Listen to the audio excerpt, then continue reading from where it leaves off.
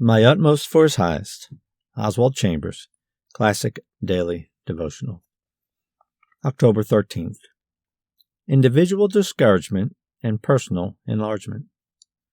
Moses went out unto his brethren and looked on their burdens. Exodus 2:11. Moses saw the oppression of his people and felt certain that he was the one to deliver them, and in the righteous indignation of his own spirit he started to right their wrongs.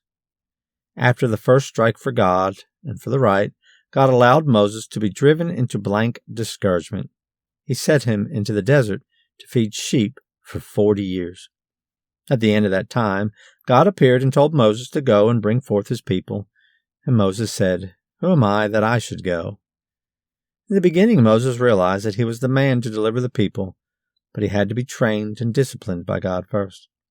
He was right in the individual aspect, but he was not the man for the work until he had learned communion with God. We may have the vision of God and a very clear understanding of what God wants, and we start to do the thing.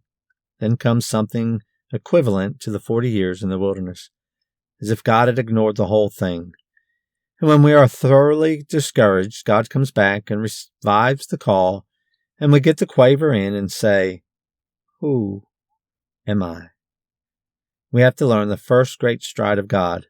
"I am that I am hath sent thee." We have to learn that our individual effort for God is an impertinence.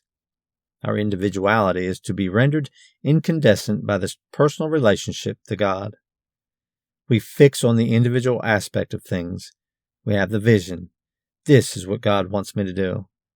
Well, we have not got into God's stride. If you are going through a time of discouragement, there is a big personal enlargement ahead.